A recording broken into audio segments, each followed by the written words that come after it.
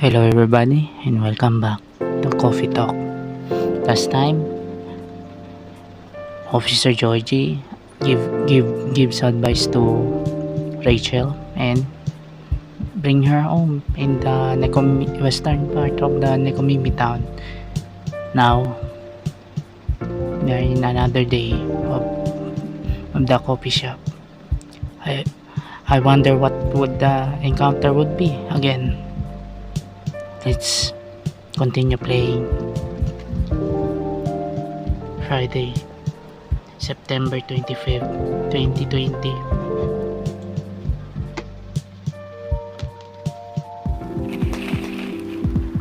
Werewolf activist in prison for owning illegal fury sedative.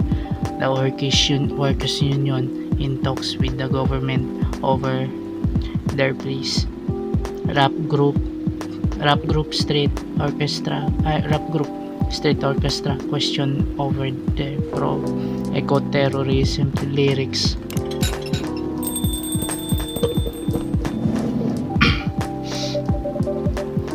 Good evening, Mr. Hyde. Good evening. Are you by yourself tonight, sir? Gala is coming after his shift. It's pretty empty here. You're our first customer tonight. Is there something wrong? Nothing. It's just a bit strange that you say our when obviously there's only you here. Oh, I guess it's just me, but when I'm working, I always put myself as the barista in the coffee shop. I see. Anyway, I need to order something. What do you want to drink tonight? Do you have any blood? Sorry sir, but we don't. Come on, did you think I was serious? Oh, nah, give me ginger green tea. Make sure it's very warm and bitter. This green tea, right?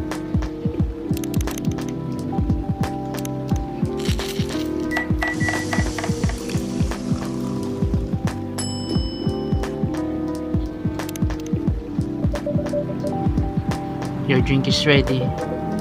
Let's see. Good. Glad you like it. By the way, if you don't mind my asking, ask away. You said you're here for work. Yes, for a couple of weeks. You're not in the medical industry like Mr. Gala, are you? Hell no. I could never imagine myself doing something so what's the word? So something as honorable as that.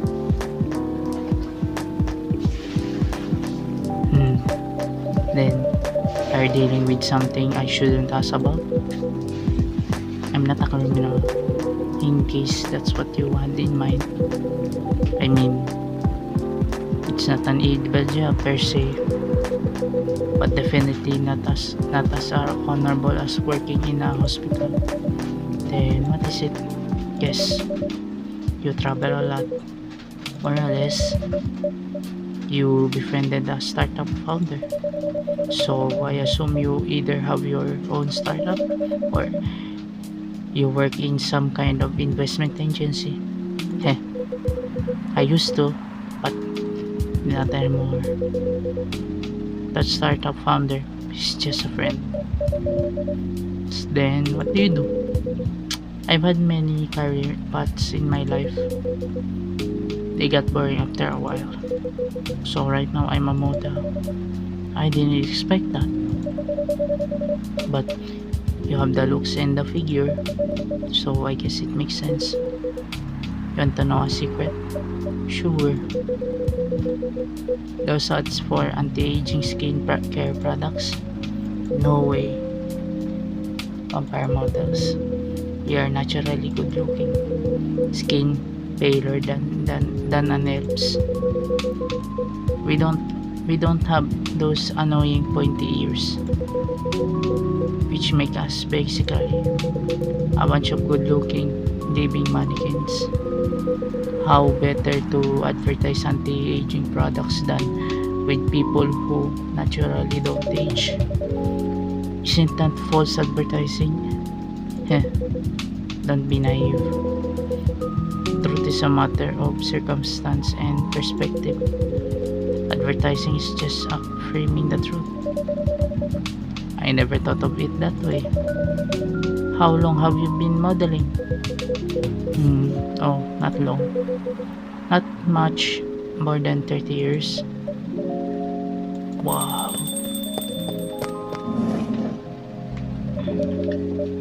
Good evening.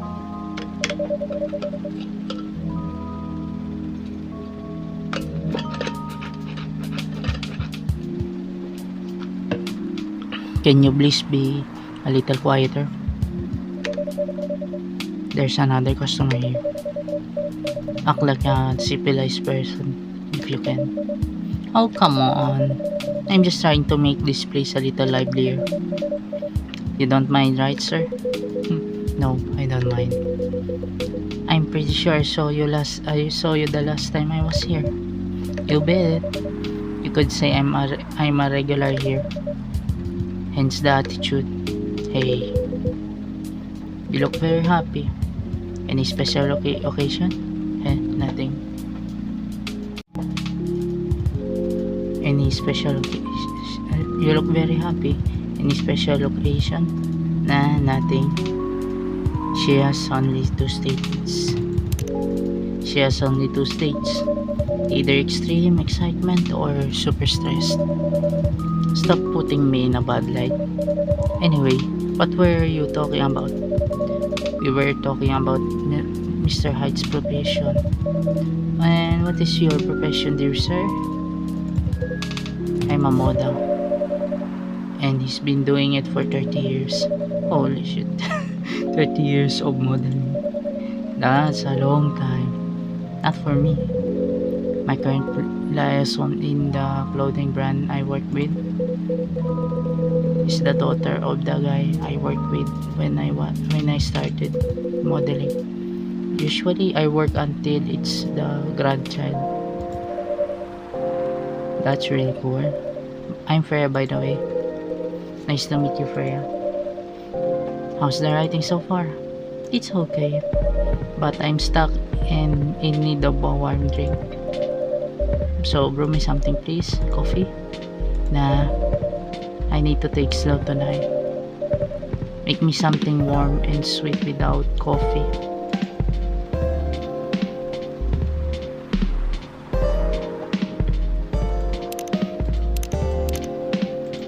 This?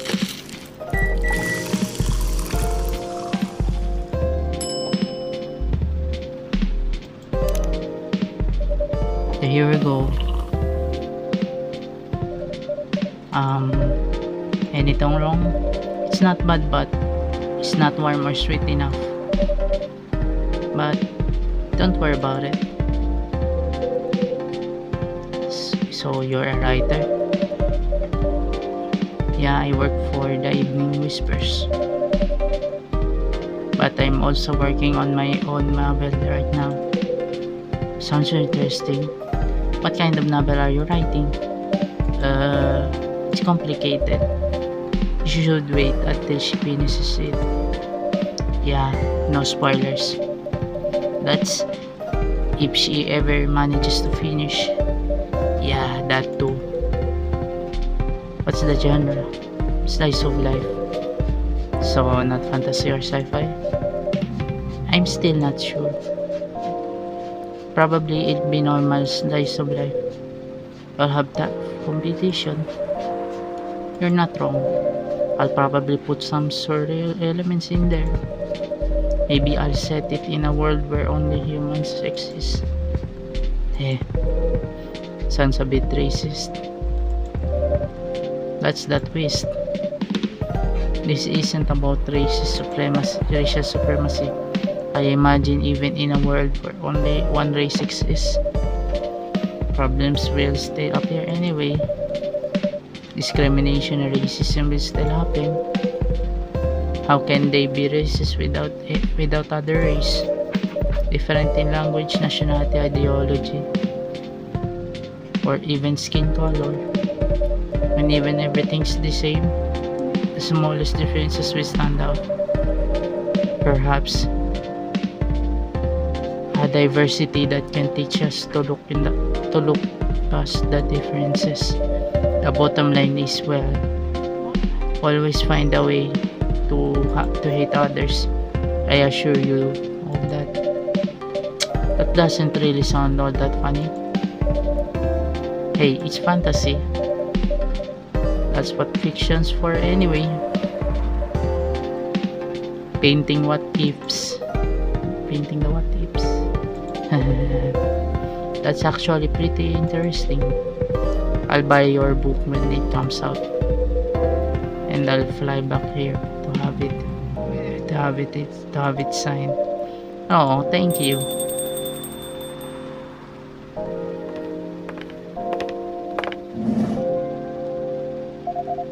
Hi everyone.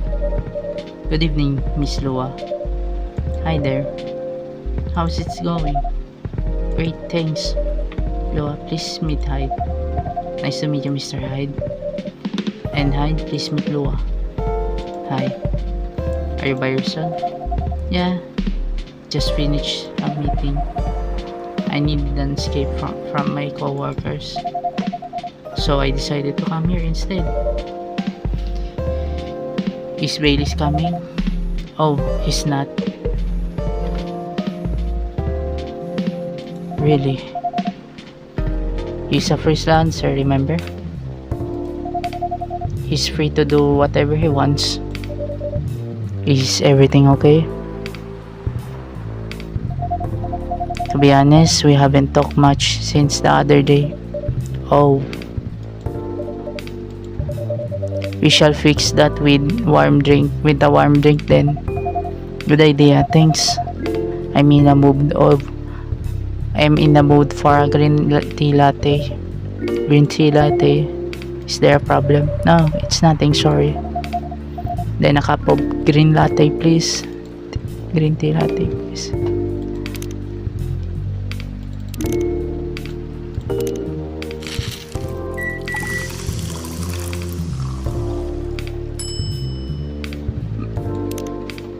Okay, let's do it. This is so fun.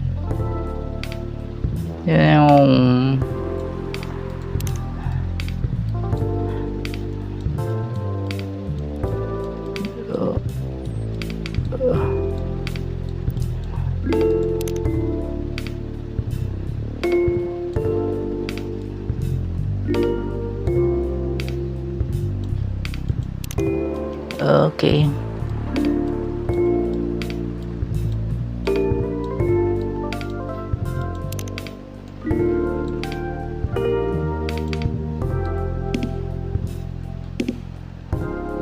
Okay, finish.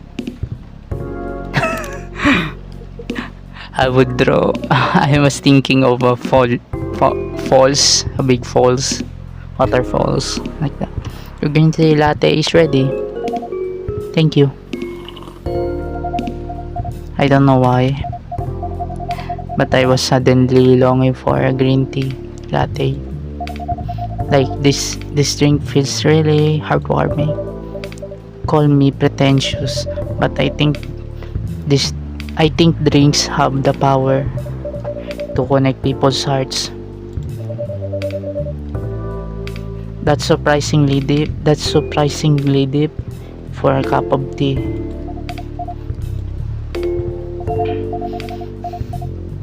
By the way, about Bailey's. Has he visited this place again after our last meeting? Not that I know of. He hasn't. Oh. I should apologize for the commotion we caused. Please don't worry about that. Who is this Bailey person you keep mentioning? Bailey's is, or was, I don't know, my boyfriend. We had a little fight a few days ago. About what? Hey, is it okay? Is it okay for him to just ask her like that? You tell me. Dude, I'm just a customer. You're the owner of this place. It's an old problem. I'm a succubus and he's an elf. The usual racial problems then. Psst. Show some manners, old man. What? I'm just following up on the questions you started. It's alright. Baileys and I have different views on the importance of family. My family is pretty close and usually they're supportive. But when it comes to dating an elf, they fear that I'll be treated like a peasant. Baileys on the other hand, he comes from well-respected elven family. They can be cagey at times, I get it. But for whatever reason, he took his family for granted. It's not surprising that his family would disagree with the relationship. You don't sound like most succubi I know. How's your boyfriend dealing with this? He said we should just keep going. Just the same as we have been for the last 10 years. So you've been together for 10 years as a couple? And he's suggesting that both of you should just go on as usual. I mean, your relationship for the past 10 years, that was without familial approval, right? Well, yes. But I want our relationship to move forward. I want a family. Did he disagree with the idea of marrying you? No, quite the opposite. He wanted to marry me. What's the problem then? It's not that simple. His family will disown him? Yes. He wants to marry you even if he has to leave his family. Yes. Problem solved then. Why do you have to care so much about that? About what his family or your family thinks? Just marry him, make a family of your own. It's not that simple. I don't want to be held responsible if he regrets his decision one day. Abandoning one's family is not a solution. What if marrying me is a mistake? What if he regrets leaving his family? I can't take that kind of responsibility. I can't let him make that sacrifice. Bloa, did you ever think about the risk when you started dating him? Yes. Yes. No. Maybe a little bit. We didn't think about it. We didn't think it would get so far. But yeah. Hey. From what I can see, you're the problem here. You're pretty greedy for wanting it all. Him, family approval. If you're asking for racial reconciliation, might as well ask for world peace.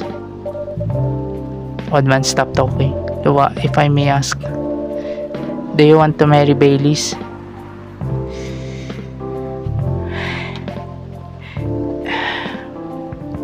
I don't know. Fuck, man. Man, this is so really. I love him. Of course I do.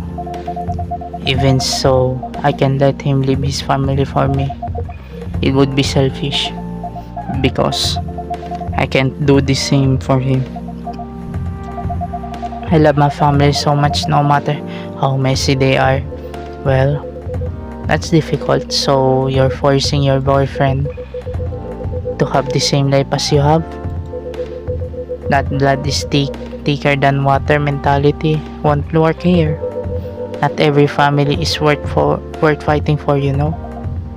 Some are, not his. Have you ever met Bailey's family?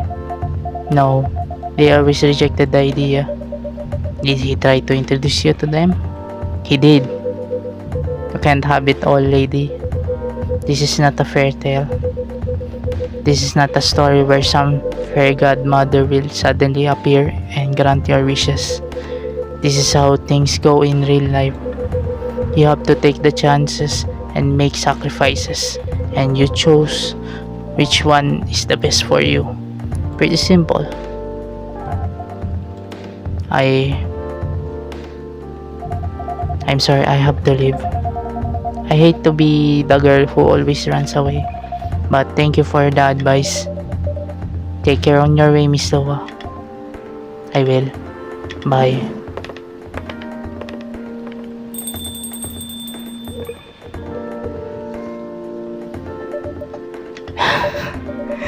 You're super harsh, old man. Heh. But you agree with me, don't you? Well, you didn't have to say it so harshly, you know.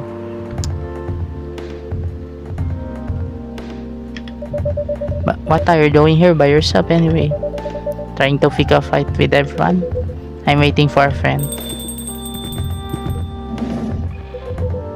Oh, there he is. Good evening, everyone. Hey, Gala. How are you doing, Freya? I'm fine. But your friend here is one hell of a troublemaker. What did you do this time, Hyde? Stated facts harshly to someone that needed it, but not the way you said it. Let me order a drink first. Then you folks tell me about what happened. What are having this evening, sir? Do you remember my Fury remedy? I mentioned it a couple days ago.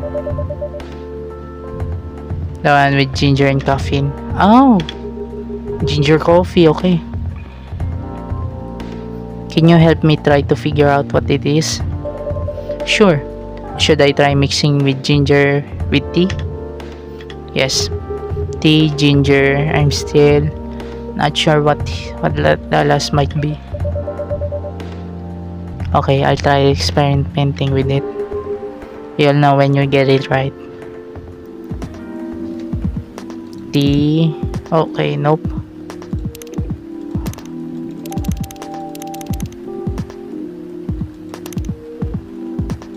Lemon.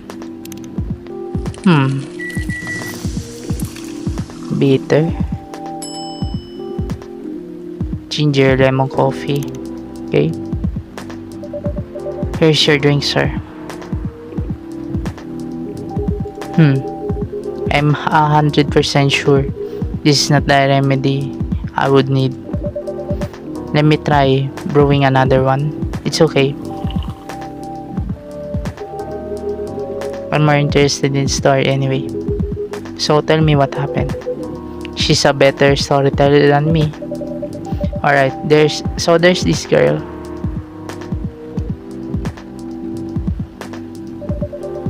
And that's about it. Hyde, oh Hyde. You never change, do you? Oh, both of you are going to judge me for being honest now? Being honestly is good and all, but you know, try not to be a dick. Listen to her, Hyde. She's got a point. Good point. She's got a good point. Not you too. Well, I was a bit surprised though. Usually, you don't bother with this kind of thing. I've never seen you actively avoid it. Heh, you do know me. We've been friends for years. Yeah, of course. I don't know why I got involved in the discussion. I guess the vibe in this place has seeped into me. I understand. This place does have that special magic.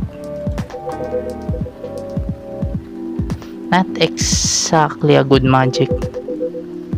Judging from the reaction I received today, you may be right, but there are better ways to say what you have in mind.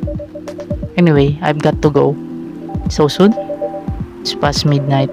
I need to get some sleep. Take care on your way, Freya. Sleep tight. See you guys.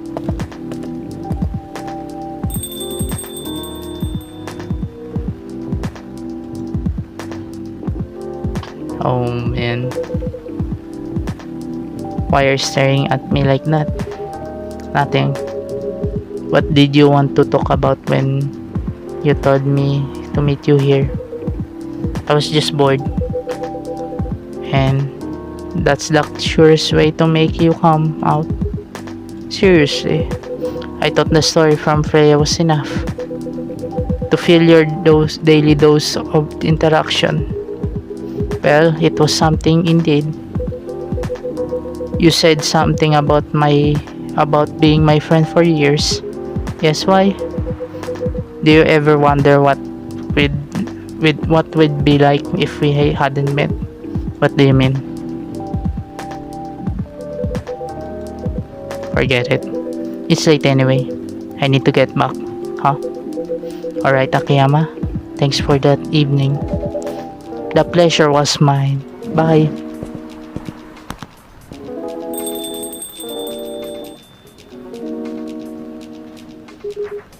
What was that? You know him better than I do, Mr. Gala. Care for another drink to end the day? Huh? Sure. The Grinch.